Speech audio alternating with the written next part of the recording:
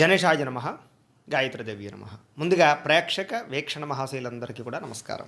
వేదశాస్త్రాలను చదివితే ఈ ప్రపంచాన్ని జయించచ్చా? అంత విశేషం అందులో ఉందా? ఈ విషయాన్ని అసలు చాణక్యుడు ఏం చెప్పాడు? అలాగే మనుషుల్లో చండాలులు అని ఎవరంటారు, ఎవరిని ఆ రకంగా పోలుస్తారు అనే విషయాన్ని చాణక్యుడు ఏం చెప్పాడు? అలాగే స్త్రీకి అసలు చెడిపోవడం అనేటటువంటిది ఉంటుందా, స్త్రీ యొక్క లక్షణాలేంటి అనే విషయాలని, అలాగే ఎక్కువగా తిరిగితే స్త్రీ కష్టాలను తెచ్చుకుంటుందా, దానికి ఏదైనా ప్రమాణం ఉందా అనే విషయాన్ని చాణక్యుడు ఏం చెప్పాడు అనే విషయాన్ని ఇప్పుడు మనం తెలుసుకునే ప్రయత్నం చేద్దాం. శ్రుత్వా ధర్మం విజానాతి, శ్రుత్వా త్యజతి దుర్మతిం, శ్రుత్వా జ్ఞానం అవాప్నోతి, శ్రుత్వా మోక్షం అవాప్నుయాత్. చాలా గొప్ప విషయం. వేదశాస్త్రాలను పెద్దల మాటలను వినడం వల్ల ధర్మం అంటే ఏంటో తెలుస్తుంది, చెడ్డ బుద్ధిని విడిచిపెట్టచ్చు, దానివల్ల జ్ఞానం పొందొచ్చు, దానివల్ల మోక్షం వస్తుంది, ఒకదానికి లింక్ ఉంది అనే విషయాన్ని ఇక్కడ మనకి చాణక్యుడు చెప్పాడు. అయితే సాధారణంగా మానవ జన్మ ఎత్తిన తర్వాత మనందరి లక్ష్యము ఏంటి అంటే కనుక సంపాదించుకోవడం, మేడలు కట్టుకోవడం, మిద్దులు కట్టుకోవడం, ఆస్తులు పోగు చేసుకోవడం కాదు. మనం మానవ జన్మ ఎత్తిన తర్వాత మన గోల్ ఏమిటి అంటే కనుక మోక్షం పొందడమే మన యొక్క జీవిత లక్ష్యం. అయితే దీన్ని నమ్ముతావా నమ్మవా అంటే కర్మ సిద్ధాంతాన్ని అలాగే ఈ యొక్క మోక్షాన్ని ఈ రెండు నమ్మకపోతే కనుక అసలు హైందవ సంస్కృతి కానీ సనాతన ధర్మం కానీ ఆర్ష సాంప్రదాయం కానీ అసలు సంబంధం లేదు. వీటిని నమ్మేవాళ్ళు అంటే సనాతన ధర్మాన్ని, ఆర్ష సాంప్రదాయాన్ని, భగవంతుని, హైందవ సంస్కృతి సాంప్రదాయాన్ని నమ్మేటటువంటి ప్రతి ఒక్కళ్ళు ఈ కర్మ సాంప్రదాయాన్ని, మోక్షాన్ని ఈ రెండింటిని నమ్మవలసిందే. ఇవి రెండూ నమ్మకపోతే ఇవి లేదు, దీనికి దానికి ఖచ్చితంగా లింక్ అయి ఉంటుంది. కాబట్టి మనకు పూర్వజన్మ సుకృత దుష్కృత కర్మ ఉందని తెలుసు, దాన్ని తగ్గించుకోవాలని తెలుసు, దాన్ని తగ్గించుకుని ఇక్కడ మంచిగా ఉండి దాన ధర్మాది సత్కార్యక్రమాలు చేసి మోక్షం పొందాలి అని మనకు తెలుసు. ఇదే మన జీవితం యొక్క లక్ష్యం. మధ్యలో కుటుంబ పోషణ కోసం, సంసార పోషణ కోసం కష్టపడతాం, సంపాదిస్తాం, అదంతా కూడా వేరు. అయితే ఇక్కడ ప్రధానంగా మోక్షం కావాలంటే ఏం చేయాలి, అసలు దాని గోల్స్ రీచ్ అవ్వాలంటే ఏం కావాలంటే కనుక వేదశాస్త్ర వచనాలను వినడం. వేదశాస్త్ర వచనాలు అంటే వేదమే సర్వం, వేదంలో లేనిది ఏవీ లేదు. చేత వేదాన్ని, వేదం ద్వారా శాస్త్రాలని, ఉపనిషత్తులని ఇవన్నీ చదవడం వల్ల ఏమవుతున్నాయి అంటే కనుక నిజమైన సత్యం ఏంటో, భగవత్ సృష్టి ఏంటో తెలుస్తుంది, మనం అంటే ఏంటో తెలుస్తుంది, మన జన్మ అంటే ఏంటో తెలుస్తుంది, అలాగే మనం ఎలా మోక్షాన్ని సాధించాలో తెలుస్తుంది. ఆటోమేటిక్గానే ఇదంతా అశాశ్వతం అని తెలుస్తుంది, దీని మీద దృష్టి తగ్గుతుంది, ఇదంతా కారణం అవుతుంది. కాబట్టి వేదశాస్త్ర వచనాలను వినాలని చెప్తున్నాడు. అలాగే పెద్దల మాటలు వినడం వల్ల, లేదా ధర్మం అంటే ఏంటో తెలుసుకోవడం వల్ల. ధర్మం తెలియడం చాలా ముఖ్యం. ధర్మం తెలియకపోవడం వల్లే చాలామంది తప్పులు చేస్తూ ఉంటారు. తెలిసి తప్పు చేసినవాడు ఎవడు కాపాడలేడు.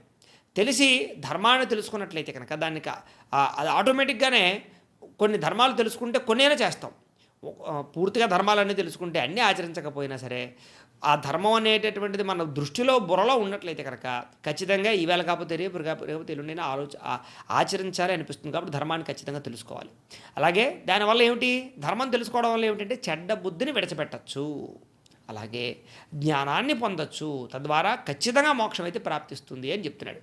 అంటే మోక్షం పొందాలి అంటే మొట్టమొదటి మెట్టు ఏమిటి అంటే శ్రవణము. అంటే ఇలాంటి పురాణ కథలు కానీ, లేకపోతే ఇలాంటి చాణక్య నీతులు కానీ, లేకపోతే రకరకాల శాస్త్ర వచనాలు కానీ, పెద్దలు చెప్పే మాటలు కానీ వినాలి అని మొట్టమొదటి వినడం వల్లే కనీసం తెలుస్తాయి, తెలిసిన తర్వాత ఆచరిస్తాం. కాబట్టి అలాంటి విషయాన్ని, అద్భుతమైన విషయాన్ని చాణక్యుడు చెప్పాడు. అలాగే తదుపరి ఈ శ్లోకం చాలా బాగుంటుంది. ఏంటంటే అంటే కనుక పక్షీణాం కాకశ్చండాల, పశూనాం చైవ కుక్కర, మునీనాం కోపి చాండాల, సర్వేషాం చైవ నిందక. అంటే దీని అర్థం ఏంటంటే పక్షుల్లో కాకి, జంతువుల్లో కుక్క, మునుల్లో కోపిష్టివాడు, మామూలు మనుషుల్లో ప్రత్యక్షంగా కానీ పరోక్షంగా కానీ నిందించేటటువంటి వారు చండాలులతో సమానము అని చెప్తున్నాడు. అంటే దీని అర్థం ఏంటి అంటే కనుక పక్షుల్లో కాకి చండాలమైందిట, ఎందుకు చండాలమైందని చెప్తాను.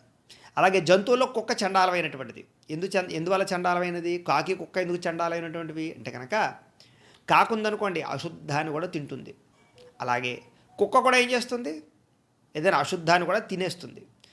నిజంగా చెప్పాలంటే కుక్కకున్నంత విశ్వాసం ఈ ప్రపంచంలో దేనికి ఉండదు. నిజంగా చెప్పాలంటే కుక్క చాలా గొప్పదే. కానీ అదే కుక్క కరిచిందనుకోండి మనం ఏం చేస్తాం, మనం పట్టుకెళ్ళి ఇంజక్షన్ చేయించుకుంటాం, ర్యాబీస్ వ్యాధి వస్తుందేమో అని భయపడుతూ ఉంటాం కదా. అందుచేత ఏమిటి అంటే కుక్క గొప్పదే అయినా కూడా దాని జంతువుల్లో దానికి ఉండేటటువంటి రీతి అశుద్ధాన్ని తినేటటువంటి పరిస్థితి దానికి ఉంది కాబట్టి చెండాలి.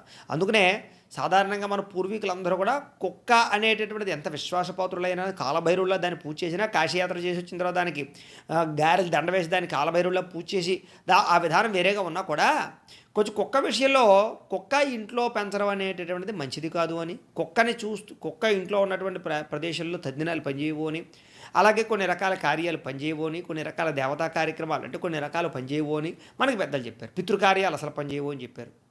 అంటే కుక్కని ఎందుకు ఆ రకంగా చూశారంటే కనుక మనకి దానికి హైజీనిక్ పరంగా చూసుకున్నా కూడా కుక్క అనేటటువంటిది కొంచెం బయట మలమూత్రాలు తినడం, బయట తొలడం చేస్తూ వస్తుంది కాబట్టి దాన్ని మనం దగ్గరలో పెట్టుకోవడం, పక్కెక్కించుకోవడం, లేకపోతే సోఫాలో పెట్టుకోవడం, కూర్చోబెట్టుకోవడం మంచిది కాదు. పోనీ వీధి కుక్కలు కాకుండా పోనీ మనం ఇంట్లో పెంచుకునే కుక్కలైనా సరే వాటికి ఉండే లక్షణాలు వాటికి ఉంటూ ఉంటాయి. కాబట్టి సాధారణంగా కుక్కను అలా పోల్చారు. కానీ మనం ఆవులను పెంచాలి కానీ ఆవులను పెంచాం, కుక్కలు పెంచుతాం ఇంట్లో. అదే ఆవుని ఎంతసేపు మనం పామినా దాని ఆఖరికి దాని అశుద్ధం కూడా చాలా మంచిదే. తెలుసా మీకు ఆ విషయం? అంచేత అశుద్ధాన్ని కూడా మనం ఆయుర్వేదిక వైద్యుల్లో వాడుతూ ఉంటారు. అది నిజంగా పోసేటటువంటి మూత్రం కూడా చాలా మంచిదే, తాగేవాళ్ళు కూడా ఉన్నారు. అంచేత ఆవు అనేటటువంటిది ఇంట్లో పెంచుకోవాలి, కుక్కర్ అనేటటువంటి దాన్ని ఇంట్లో పెంచకూడదు అని చెప్పారు. కానీ మనం ఆవుని పెంచము, కుక్కని పెంచుతూ ఉంటాం. సరే, అదంతా పక్కన పెట్టేయండి. కుక్క వల్ల కొంచెం కాపలా ఉంటుంది, విశ్వాసం ఉంటుంది, దొంగల నుంచి పట్టుబడిస్తుంది. ఓ రకంగా చెప్పాలంటే యజమాని మీద విపరీతమైన ప్రేమ ఉంటుంది, యజమానికి నిజంగా కాపాడుతుంది, పావులు లాంటివి ఏమైనా వచ్చినా సరే రక్షిస్తుంది. ఇలా భౌతికంగా మనం చాలా చెప్పుకోవచ్చు. కానీ శాస్త్రవచనం ప్రకారంగా కొన్ని రకాల నియమాలు కొన్ని రకాల వ్యవహారాలకి చెప్పారంటే దానికి ఎంతో అర్థం, పరమార్థం ఉంది. కాబట్టి ప్రతిదాన్ని మనం ఇంకొక కోణంలో విమర్శనాత్మకంగా చూడకూడదు. అయితే ఇక్కడ చాణక్యుడు చెప్పిన శ్లోకాల అర్థం గురించి మనం మాట్లాడుకుంటున్నాం. కాబట్టి పక్షుల్లో కాకి, జంతువుల్లో కుక్క, మునులలో కోపిష్టివాడు. ఇప్పుడు తపస్సు చేసుకునే మునులు ఉన్నారనుకోండి, వాడికి అసలు కోపం అనేది ఉండకూడదు. కోపం ఉంటే అసలు మునే కాదు. విశ్వామిత్రుడి యొక్క కథా చరిత్ర మనం తీసుకున్నట్లయితే కనుక అదే, దూర్వాస మహాముని మనం చరిత్ర అన్నట్లయితే కనుక అదే. ఇలా కొన్ని రకాల మునులు ఉన్నారు మనకి. వాళ్ళందరూ కూడా ఈ కోపిష్టితనం వల్లే వాళ్ళ జీవితంలో చాలా రకాల కష్ట నష్టాలు పడ్డారు, ఎంతో తపస్సును వృధా చేసుకున్నటువంటి వాళ్ళు ఉన్నారు. ఇలా చాలా రకాల వ్యవహారాలు ఉన్నాయి. అయితే మునుల్లో కోపిష్టివాడు కూడా ఓ రంగా చెప్పాలంటే చండాలుడితో సమానంట. అంటే వీళ్ళందరినీ అలా పోల్చాడు. అలాగే మనుషుల్లో ఎవరు చండాలుడు అంటే కనుక ప్రత్యక్షంగా కానీ పరోక్షంగా కానీ నిందించేటటువంటి వాడు. అంటే ఎంతసేపు పక్కవాడిని నిందించడం, పక్కవాడిని అంటే చూడండి, వాడు ఉన్నాడనుకోండి ఒకలా మాట్లాడుతుంటారు, వాడు లేడనుకోండి చెప్పాడురా ఏదో సోదంతా కూడా చెప్పాడు, వాడు అంత పూర్వం ఇన్ని ఏదో ఒప్పలు చేయలేదు, వాడు అలాంటి అక్కడ తిరుగుతాడు, ఎక్కడ తిరుగుతాడు, రాత్రి వేసారు మందు కొడతాడు, లేకపోతే ఎవరితో ఇలాగా అమ్మాయిల వెంబడి తిరుగుతుంటాడు, ఏవో మోసం చేసి సంపాదించాడు, ఏవేవో చెప్తూ ఉంటారు. అంటే మనిషి ఉన్నప్పుడు ఏమో ఒక రకంగాను, మనిషి లేనప్పుడు ఒక రకంగాను అవతల వాడిని నిందిస్తూ ఉండడం. అంటే వీడు మళ్ళీ సత్యహరిశ్చంద్రుడిలాగా, పక్కవాడు ఎందుకు పనికిరాని వాడిలాగా. అంటే తన తప్పులు తాను తెలుసుకోడు, పక్కవాడి గురించి ఎప్పుడు నిందిస్తూ ఉంటాడు. ఇలాగా ప్రత్యక్షంగా కానీ పరోక్షంగా కానీ ఎప్పుడు పక్కవాడిని నిందిస్తూ ఉండేటటువంటి వాడు చండాలుడితో సమానంట. ఒకవేళ వాడు తప్పు చేసాడు అనుకోండి, భగవంతుడు వాడు మారిస్తే బాగుండు అనుకోవాలి తప్ప, ఏంటో పాపం వాడు పాడైపోతున్నాడు, మళ్ళీ మంచి లక్షణాలు వస్తే బాగుండు అనుకోవాలి తప్ప, లేదా మార్చడానికి ప్రయత్నం చేయాలి తప్ప, వాడు లేనప్పుడేమో ఇష్టం వచ్చినట్టు తిట్టి, ఉన్నప్పుడు పొగిడి రకరకాలుగా వ్యవహరించి ఇలా చేయడం వల్ల చండాలుడితో సమానం అవుతారు అని ఎంత కఠినంగా చాణక్యుడు చెప్పాడు చూడండి. అలాగే భస్మనా శుద్ధ్యతే కాంస్యం తామ్రమాంలేను శుద్ధ్యతి రజసా శుద్ధ్యతే నారి నదీ వేగేన శుద్ధ్యతి. ఇది చాలా గొప్ప శ్లోకం. అపార్థాలు చేసుకోకుండా వినాలి. ఎప్పుడు చాణక్యుడు చెప్పేటటువంటి శ్లోకాలు కొంచెం కఠినంగా ఉంటాయి అని ప్రస్తుతం మనం అస్తమాట చెప్పుకుంటూనే ఉన్నాం. చాణక్యుడు కొట్టినట్టు చెప్తాడు. చాణక్యుడికి లౌకికవాదులని, హేతువాదులని, వాళ్ళని లేకపోతే ఇంకొకటని భయం అనేటటువంటిది లేదు. చెప్పాలనుకున్న ధర్మం ఖచ్చితంగా చెప్తాడు అంతే. అది మనం విన్నామా బాగుపడతాం, దాన్ని తవ్వుకుని తప్పులు వెతుక్కుంటూ ఉన్నాం అనుకోండి, అది మన జీవితంలో దానికి ఉపయోగం ఉండదు, దానివల్ల మనమే పాడవుతాం. కాబట్టి తప్పులు వెతకడానికి రకరకాల వ్యవహారాలకి కాదు ఈ యొక్క చాణక్య నీతులు. తెలుసుకుని జ్ఞానాన్ని తెలుసుకోవడానికి. ఇదంతా ప్రపంచ జ్ఞానం, ఇదంతా స్కూళ్ళలో చెప్పరు, ఎక్కడా చెప్పరు. ఇది మహా అద్భుతమైనటువంటి ప్రపంచ జ్ఞానం. ఈ ప్రపంచ జ్ఞానాన్ని ఒడిసిపట్టి చెప్పాడు చాణక్యుడు. కాబట్టి వేళాకోళంగా వినడం కానీ, విన్నటువంటి వాడిని వేళాకోళం చేయడం కానీ మంచిది కాదు. అయితే ఇక్కడ ఉండేటటువంటి దీంట్లో ఉండే శ్లోకంలో ఉండే అర్థం ఏంటంటే కనుక, కంచు పాత్రని బూడితో తోమితే అది శుద్ధవుతుంది దానికి. అలాగే రాగి పాత్రని పొల్లని పదార్థాలతో, అదే చింతపండు లేకపోతే నిమ్మకాయ లాంటి వాటితో తోమితే అది శుద్ధవుతుంది. అలాగే స్త్రీ ఉందనుకోండి, స్త్రీకి రజస్వల అయిన తర్వాత ఆటోమేటిక్గా శుద్ధి అయిపోతుంది. అలాగే వేగంగా ప్రవహించేటటువంటి నదికి శుద్ధవుతుంది, వేగంగా ప్రవహించడం వల్ల నది శుద్ధవుతుంది అని. అంటే ఏవేవి దేని వల్ల శుద్ధవుతాయి అని చెప్పి ఇది స్త్రీల గురించి ముఖ్యంగా చెప్పాడనమాట. సాధారణంగా కంచు పాత్రలు అంటే మన ఇంట్లో ఉండే, ఇప్పుడు ఎవరు కంచు వాడలేదు అనుకోండి, అంతా కూడా స్టీలు రకరకాల సిల్వర్లు ఏవో వచ్చేసాయి. కాకపోతే ఏదైనా సరే ఆ పాత్రలన్నింటినీ కూడా బూడిదతో తోమితే ఖచ్చితంగా క్లీన్ అవుతాయి. అందుకనే పూర్వకాలంలో ఏంటంటే ఇసుకను కానీ, లేకపోతే కనుక ఇటుక బూడిదని కానీ, లేకపోతే ధాన్యం కాల్చినటువంటి ఒడ్ల బూడిదని కానీ ఇలాగా బూడిదని పెట్టుకునేవారు. లేదా ఆవు పిడకలు, గేదె పిడకలకు సంబంధించినటువంటి పిడకల నుంచి వచ్చినటువంటి బూడిద ఉంటుంది, విభూది కానీ బూడిద కానీ, దానితో తోమివారు. దానివల్ల ఏమిటయ్యా అంటే కనుక ఖచ్చితంగా మలినాలిపోతాయి. ఎప్పటికీ చూసుకోండి, మీరు కావాలంటే ఏ ఆవు పేడతోటి కానీ గేదె పేడతోటి కానీ వేసినటువంటి పేడలకు సంబంధించినటువంటి బూడిద ఉంటుంది కదా, వాటితో సామాన్లు తోమండి మెరిసిపోతాయి, దానికి కాస్త ఇసుక జోడించి కానీ. అయితే ఇవన్నీ మీరు తోమేరా అంటే ఈ ఒక్కొక్కసారి అనుభవాలు అవుతూ ఉంటాయి కదా, అంచేత అన్ని విషయాలు కూడా తెలుసుకుంటూ ఉంటాం.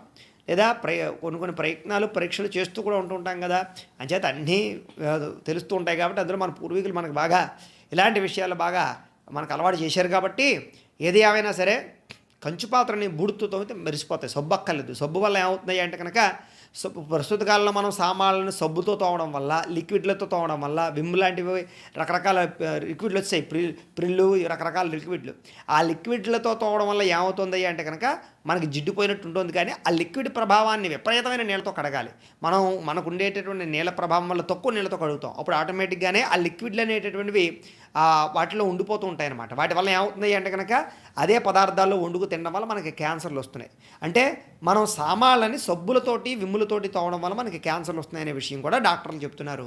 అంటే మన పూర్వకాల పద్ధతులన్నీ మానేసి మనం ఇలా రావడం వల్ల బద్ధకాలు, సులువులు, రకరకాల కొత్త పరిజ్ఞానాలు రావడం వల్ల మనం పాడవుతున్నాం. అది ఖచ్చితం. అయితే అదని పక్కన పెట్టినట్లయితే కంచు పాత్రను బూడితో తోమితే అది శుద్ధి అవుతుంది, ఆటోమేటిక్గా మెరిసిపోతుంది, దాంట్లో ఉండే బన్నెలిపోతాయి. అలాగే రాగి పాత్ర పొల్లని పదార్థాలతోటి, ఎందుకంటే రాగికి కిలం పడుతుంది, కిలం పోవాలంటే పొల్లని పదార్థాలతో తోవాలి. పొల్లని పదార్థాలంటే చింతపండు ఒకటి, దబ్బకాయతో కూడా తోమవచ్చు, లేదా నిమ్మకాయతో తోమవచ్చు, అలాగే ఉప్పుతో కూడా తోముతూ ఉంటారు.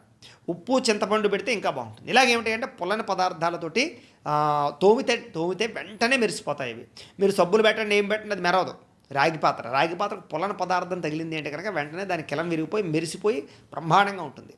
అయితే స్త్రీ ఉందనుకోండి, స్త్రీకి శుద్ధి ఎలా అవుతుంది అంటే సాధారణంగా స్త్రీని నిజంగా ఒకవేళ స్త్రీని ఎవరో బలాత్కారం చేశారు, లేకపోతే ఎవరో ఎత్తుకుపోయి కొన్ని రోజులు ఉంచుకుని మళ్ళీ పంపించారు, బలాత్కారం చేశారు, రకరకాలు జరిగాయి, ఏదో మొత్తమే తప్పులు జరిగాయి, ఇంకా స్త్రీ ఖచ్చితంగా పాడైనట్ట అంటే కాదు. ఎందుకంటే భగవంతుడు ఈ సృష్టిలో అద్భుతమైనటువంటి ఒక వరాన్ని స్త్రీకి ఇచ్చాడు. స్త్రీ ఎప్పుడూ పతివ్రతే, స్త్రీ ఎప్పుడూ కూడా కుమారియే, కన్యయే. స్త్రీకి ఎప్పుడూ కూడా కన్యత్వం అనేటటువంటిది పోదు, ఎప్పుడూ పాతివ్రత్యంగానే ఉంటుంది. స్త్రీకి ఆ లక్షణాన్ని ఇచ్చేసాడు. కారణం ఏమిటి అంటే కనుక స్త్రీ ప్రతి నెలా కూడా బహిష్ట అవుతుంది. ఆ బహిష్ట అయినటువంటి సమయంలో ఆ 3 రోజుల్లోనూ కూడా స్త్రీకి ఉండేటటువంటి దోషం అనేటటువంటిది సంపూర్తిగా పోతుంది. పోయి మళ్ళా శుద్ధ స్వరూపంగా మళ్ళీ సకన్యగా మళ్ళీ తయారవుతుంది. అంచేత స్త్రీ ఒకవేళ నిజంగా ఎవరైనా బలాత్కారం చేసినా, వివాహానికి ముందర ఏదైనా కొన్ని తప్పులు, కొన్ని పొరపాట్లు జరిగినా కూడా స్త్రీకి పేరు పెట్టడానికి మనం సరిపోం. ఎందుకంటే భగవంతుడు ఆ వరాన్ని స్త్రీకి ఇచ్చేశాడు. కాబట్టి స్త్రీ తెలిసి తప్పు చేసినా, తెలియక తప్పు చేసినా, స్త్రీకి ఏ రకంగా ఏ కారణం చేతైనా సరే స్త్రీకి ఉండేటటువంటి ఈ యొక్క ప్రభావం కారణం చేత బలాత్కరింపబడినా కూడా స్త్రీకి మళ్ళా రజస్వల అనంతరం మళ్ళా శుద్ధ కన్యయే. ఆ స్త్రీకి మనం పేరు పెట్టడానికి సరిపోము. అంచేత స్త్రీ ఎప్పుడూ కూడా పతివ్రతే, అనుమానం ఏమీ లేదు. అంచేత స్త్రీకి పేరు పెట్టడం అనేటటువంటిది అసంభవం, శాస్త్రం రీచ్ అయినట్టే. అంటే చాణక్యుడు అంత గొప్పగా చెప్పాడు.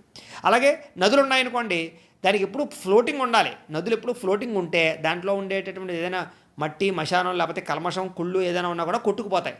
కాబట్టి ఎప్పుడు ప్రవహించే నది ఎప్పుడు శుద్ధం. అందుకని ఎప్పుడు ప్రవహించే నదిలో స్నానం చేయడం మంచిది. అంతేగాని ప్రవహించినటువంటి తటాకాలు ఉంటాయి కొన్ని, అలాంటి వాటిలో స్నానం చేయకూడదు. ఇప్పుడు చెరువులు ఉన్నాయనుకోండి, వాటిలో ఎక్కువగా స్నానాలు చేయకూడదు. ఎప్పుడు ప్రవహిస్తూ ఉండాలి, అలాంటి వాటిలోనే స్నానాలు చేయాలి. అప్పుడు నిజంగా శుద్ధి అవుతుంది. అంటే నదికి ఎప్పుడు శుద్ధి, ప్రవహించడం వల్ల నదికి శుద్ధి. అంటే ఇవి ఇలా శుద్ధించబడతాయి అని చెప్పేసి, శుద్ధింపబడతాయి అని చెప్పేసి మనకి చాణక్యుడు బ్రహ్మాండంగా చెప్పాడు. ఇంకా అద్భుతమైనటువంటి శ్లోకాన్ని ఒకటి చెప్పాడు. అది ఏమిటి అంటే కనుక భ్రమన్ సంపూజ్యతే రాజా, భ్రమన్ సంపూజ్యతే ద్విజ, భ్రమన్ సంపూజ్యతే యోగి, స్త్రీ భ్రమంతి వినశ్యతి. అంటే దీని అర్థం ఏమిటి అంటే కనుక నగర సంచారం చేసి ప్రజల యొక్క బాగోగులు తెలుసుకోవడం వల్ల రాజు, దేశాటన చేసి లోకజ్ఞానాన్ని పొందడం వల్ల విద్వాంసుడు, ఒకే చోట స్థిరంగా ఉండడం వల్ల రాగద్వేషాలు ఏర్పడతాయి. కాబట్టి ఎప్పుడూ ఒక గ్రామంలో సన్యాసి నివసించకూడదు. అలాగే నిరంతరం భ్రమించేటటువంటి స్త్రీ కష్టాలను కొని తెచ్చుకుంటుంది. చూడండి ఎన్ని గొప్ప విషయాలు చెప్పాడు. ఇది చాలా ఇంపార్టెంట్. సాధారణంగా రాజు ఏం చేయాలి? రాజు నగ్గిన తర్వాత ఏదో మామూలుగా కార్యాలయాల్లోనే ఇంట్లోనూ కూర్చొని పరిపాలన చేయకూడదు. నగ్గిన తర్వాత రాజు ప్రజల దగ్గరికి రావాలి. నగ్గక ముందర ప్రజల దగ్గరికి వచ్చి ప్రజల కష్టాలు తెలుసుకున్నటువంటి రాజు నగ్గిన తర్వాత ఎందుకు ప్రజల్లోకి రావట్లేదు అంటే కనుక అది ఎక్కడ మనం అర్థం చేసేసుకోవాలి ప్రభువు యొక్క గొప్పతనం ఏమిటి అనేటటువంటిది. చాణక్యుడు ఇక్కడ ఖచ్చితంగా చెప్పాడు కరాఖండిగా. చాణక్యుడు చెప్పాడంటే వేళాకోళం ఏం కాదు, ఖచ్చితంగా ధర్మమే చెప్తాడు చాణక్యుడు. నగ సంచారం చేసి ఎప్పుడూ ప్రజల బాగోగులు తెలుసుకోవడం రాజు యొక్క లక్షణం. అందుకనే మన పూర్వీకులు విజయనగరం మహారాజుల దగ్గర నుంచి పూర్వం రాజులందరూ కూడా అదే పని చేశారు కాబట్టి వాళ్ళు గొప్పవాళ్ళు అయ్యేటప్పటికీ మనం వాళ్ళ పేర్లు చెప్పుకుంటున్నాం. కానీ ప్రస్తుతం కాలంలో ఉండేటువంటి రాజులు అలా ఉన్నారా అంటే మనం అర్థం చేసుకోవాలి. దాని గురించి విమర్శించడం మంచిది కాదు, ఇంకంతకన్నా మీరే అర్థం చేసుకోండి. కాబట్టి ప్రజల గొప్పతనం ఏంటంటే కనుక ఎప్పుడు కూడా పరిపాలన చేస్తూ అందరినీ పర్యవేక్షిస్తూ ప్రజల యొక్క కష్టనష్టాలు తెలుసుకోవాలి. దానివల్ల రాజు గొప్పవాడవుతాడు. అలాగే లోకజ్ఞానాన్ని పొందడం వల్ల విద్వాంసుడు అవుతాడు. సాధారణంగా విద్వాంసుడు అవ్వాలి, పండితుడు అవ్వాలి, గొప్పవాడు అవ్వాలి. ఎవరికైనా ఉందనుకోండి, వాడు ఒకే గదిలో కూర్చొని పుస్తకాలు మాత్రమే చదివితే గొప్పవాడు అవ్వడు, విద్వాంసుడు అవ్వడు, పండితుడు అవ్వడు. ఎప్పుడు అవుతాడు? విజ్ఞానవేత్త అంటే కనుక పుస్తకాలు చదువుతూ ఉండాలి, దానితో పాటుగా సంచారం చేయాలి. సంచారం అంటే గ్రామాలు కానీ రాష్ట్రాలు కానీ దేశాలు కానీ తిరగాలి. ఎందుకంటే ఒకే చోట కూర్చున్నాం అనుకోండి, తను చదువుకున్నదే గొప్పదనుకుంటాడు, ఎవడో సంకలనం చేసిందే గొప్పదనుకుంటాడు, లేకపోతే తనకు తెలిసిందే గొప్పదనుకుంటాడు తప్ప దీని మించింది ఇంకొకటి లేదనుకుంటాం. అంచేత మనం లోకాన్ని తిరిగామనుకోండి, మనం చూసింది మనం చదివిన దానికన్నా ఇంకా అద్భుతాలు లోకంలో ఉన్నాయి, లేదా మనం చదివింది కరెక్టా, మనం తెలుసుకున్నది కరెక్టా, లేదా లోకంలో ఈ తెలుసుకున్నది కరెక్టా అనే విచక్షణ జ్ఞానం వస్తుంది. అప్పుడు నూతులో కప్పలా కాకుండా అద్భుతమైనటువంటి విజ్ఞానిగా తయారవుతాడు. 10 మందికి చెప్పడానికి ప్రోత్సహిస్తాడు, చెప్పడానికి ఉపయోగపడతాడు. కాబట్టి ఎప్పుడు కూడా లోక సంచారం చేయడం వల్ల జ్ఞానం అవుతాడు. జ్ఞానం ఎప్పుడు లోక సంచారం చేయాలి. అలాగే సన్యాసి ఉన్నాడు అనుకోండి, సన్యాసి ఎప్పుడు కూడా ఒక ఊళ్ళో ఒక రోజు ఉండకూడదు. ఒకరోజు ఒక ఊళ్ళో ఉన్నాడంటే రెండో రోజు పక్క ఊరు మారిపోవాలి. ఎందుకంటే ఒకే ఊళ్ళో కనుక ఉన్నాడే అనుకోండి, అక్కడ ఉండేటువంటి పరిచయాల వల్ల, వాళ్ళు చూసిన ఆదరణ వల్ల, వాళ్ళు చూసినటువంటి ఎవరో వస్తారు, పాదపూజ చేస్తారు, అన్నం కడుపు నిండా పెడతారు, బాగా విసినకాయలు విసురుతారు, కాళ్ళు నొక్కుతారు. ఇలాగేమిటయ్యా అంటే కనుక అక్కడ ఉండే భక్తులతోటి శిష్యులతోటి రాగద్వేషాలు ఏర్పడిపోతాయి. ఆటోమేటిక్గా ఇంకో రోజు ఉంటే బాగుండు అనిపిస్తుంది. అలా అక్కడి నుంచి అక్కడే ఆశ్రమం కట్టుకోవాలనిపిస్తుంది, అక్కడే ఇంకా వాళ్ళతోటి వ్యవహారం నడిపించాలనిపిస్తుంది. ఇలాగేమిటి అంటే కనుక సన్యాసి ఎప్పుడు ఒకే ఊళ్ళో ఉంటే అక్కడ బంధాలు ఏర్పడిపోతాయి, రాగద్వేషాలు ఏర్పడిపోతాయి మనుషులతోటి. కాబట్టి ఈవేళ ఒక ఊళ్ళో ఉన్నాడంటే అక్కడ ఎంత ఆదరించినా ఆదరణాన్ని పొందినా కూడా తదుపరి పక్క ఊరు మారిపోవాలి తప్ప అదే ఊళ్ళో కాలక్షేపం చేయకూడదు. అంచేత అది ఎవరికి? సన్యాసికి ఎప్పుడు కూడా ఒకే ఊళ్ళో ఉండడం ధర్మం కాదు, పక్క ఊళ్ళు మారిపోతూ ఉండాలి. దానివల్ల సన్యాసి గొప్పవాడు అవుతాడు. అలాగే నిరంతరం భ్రమించేటటువంటి స్త్రీ కష్టాలను కొని తెచ్చుకుంటుంది. ఇవన్నీ నమ్ముతాం, కానీ ఇది ఒకటి మాత్రం మనం వ్యతిరేకించడానికి విమర్శించడానికి ప్రయత్నం చేస్తూ ఉంటాం. అయితే విజ్ఞులు విమర్శించరు, కానీ కొంచెం మిడిమిడి జ్ఞానం ఉన్నటువంటి వాళ్ళు మాత్రం ఏదో నిజంగా పాపం స్త్రీలను ఉద్ధరించేసేటటువంటి వాళ్ళు ఉంటారు కొంతమంది. అంచేది ఏంటంటే కనుక స్త్రీలను ఏదైనా అనేసరికి మీద పడిపోతారు. నిజంగా వాళ్ళ వల్ల ఏమైనా స్త్రీలకు లాభం కలుగుతుందంటే ఏమీ కలగదు. అంటే స్త్రీలు ఇంట్లో అట్టే పెట్టేస్తారా అండి, వంటింటి కుందేలు చేసేస్తారా అండి అంటూ ఇలా మాట్లాడుతూ ఉంటారు. అదంతా మిడిమిడి జ్ఞానం అని పక్కన పెట్టినట్లయితే శాస్త్రము చాణక్యుడు చెప్పిందని మనం అర్థం చేసుకుంటే గొప్పవాళ్ళు అవుతాం, అపార్థం చేసుకుంటే దాన్ని తగ్గ ఉంటుంది. అయితే స్త్రీ ఎప్పుడు కూడా విపరీతంగా తిరగకూడదు వీధినంపట. స్త్రీ ఎప్పుడూ కూడా ఏమిటంటే అత్యవసరానికి సెక్యూరిటీగా తిరగాలి. ఎందుకంటే స్త్రీకి కొన్ని బలహీనతలు ఉంటాయి. ఎంత గొప్పదైనా సరే, ఎంత కరాటిక్ ఫుల్ అటు వచ్చేసినా సరే కొన్ని పరిస్థితుల ప్రభావాలకి తొలగ తప్పదు. అంచేత స్త్రీకి, ఎందుకంటే బయట ప్రపంచం అంతా కూడా కామికపరమైనటువంటి ప్రపంచం, రోజు రోజుకి కలిపురుష ప్రభావం చేత కామ కోరికలు పెరిగిపోతూనే ఉంటాయి. సాధారణంగా ఒక పురుషుడు ఒక స్త్రీని చూసే లక్షణం రోజు రోజుకి ఇంకా అదే కోణంలో పెరుగుతోంది. అంటే శారీరక అవయవాలను చూడడం అనేటటువంటి అలవాటే వస్తుంది. ఎందుకు వస్తుంది అంటే కనుక శారీరక అవయవాలని స్త్రీని కలుపుతూ మనకి టీవీ మాధ్యమాలు, సీరియళ్ళు, సినిమాలు, ఆఖరికి ఈ మధ్యకాలంలో అయితే కనుక యూట్యూబ్లు, ఫేస్బుక్లో కూడా మాలాంటివి ఏవైనా వీడియోలు, మేము చెప్పేటటువంటి వీడియోలు ఏమైనా చూద్దామన్నా కూడా పనికిమాలిన ఛానల్లో వచ్చే యాడ్ల ద్వారా ఈ స్త్రీ పురుషుల సంభోగాలు రకరకాలు వీటిని యాడ్లుగా వేసి వాళ్ళు స్కిప్ కొట్టుకుందామంటే కూడా లేకుండా అవి చూసిన తర్వాతే మనం స్కిప్ కొట్టుకోవాలి. అయ్యో చిన్నపిల్లలు చూసి పాడవుతారేమో, లేదా దీనివల్ల ఏమైనా పాడవుతారనేటటువంటి విచక్షణ జ్ఞానం తీసేవాళ్ళకు ఉండదు, దాన్ని ప్రచారం చేసేటువంటి మాధ్యమాలకు ఉండదు. అయితే సాధారణంగా భగవంతుడు అన్ని అనుభవించమని ఇచ్చాడు మనకి శారీరక అవయవాలు. కానీ దానికి ఏదైనా సరే అతి సర్వత్ర వర్జయ్యేతు. ఏది ధర్మంగా చెప్పాడో, ఏది ఏ సమయంలో చేసుకోమన్నాడో దానికి కూడా ముహూర్తం చెప్పి బ్రహ్మాండంగా చేసుకోమని చెప్పాడు. సంభోగం అది అన్నీని దానికి కూడా గొప్పగా అనుభవించమని చెప్పాడు, కానీ మితిమీరకూడదు. అంచేత ఏమిటి అంటే కనుక స్త్రీని అవయవాలతోటి శారీరకపరమైన కోరికలతో చూడడం ఈ ప్రపంచం అలవాటు చేసింది, అలవాటు చేస్తోంది, ఇంకా అలవాటు చేసేస్తోంది. కాబట్టి స్త్రీ బయట తిరుగుతోంది అనుకోండి, ఖచ్చితంగా ప్రతి పురుషుడు ఒకే కోణంతో చూడడం అలవాటు అవుతోంది. ఎక్కడో 100కి 5 మాత్రమే సమయంగా చూస్తున్నారు. మిగతా 90-95 మంది కూడా ఇలాంటి లక్షణాలు అవకాశం వస్తే ఉపయోగించుకునే వాళ్ళే తప్ప అవకాశం వచ్చినా కూడా ఏదో ముడుచు కూర్చునేటువంటి పరిస్థితులు కలిపురుష ప్రభావం చేత ప్రస్తుత కాలంలో మనుషులకి అంత ఉండటం లేదు కాబట్టి బలహీనులుగా ఉంటున్నారు. కాబట్టి కొంచెం స్త్రీలు విపరీతంగా తిరగడం, అక్కలేని చోట్ల ప్రయాణాలు చేయడం, ఎవరిని పడితే వాళ్ళని నమ్మడం వల్ల ఖచ్చితంగా కష్టాలని కొని తెచ్చుకుంటుంది. ఇది నమ్మినా నమ్మకపోయినా అక్షర సత్యం. కాకపోతే ఏమిటి అంటే కనుక అలానే తిరగడం మానేమని కాదు. ఇప్పుడు కలెక్టర్లు లేరా, ఉద్యోగాలు చేస్తున్న వాళ్ళు లేరా, ఐపీఎస్లు లేరా, రకరకాలు లేరా అంటే దానికి తగ్గ అవసరాన్ని బట్టి ప్రయాణం చేయాలి తప్ప ఊరికే తిరగకూడదు అని దాని అర్థం. అంటే ఈ రకంగా గొప్ప గొప్ప విషయాలను చాణక్యుడు చెప్పాడు, ఇంకా అద్భుతమైన విషయాలు చెప్పాడు. అవన్నీ కూడా మనం తదుపరి వీడియోలో తెలుసుకునే ప్రయత్నం చేద్దాం. గోబ్రాహ్మణేభ్యః శుభమస్తు నిత్యం. లోకా సమస్తాః సుఖినో భవంతు. స్వస్తి.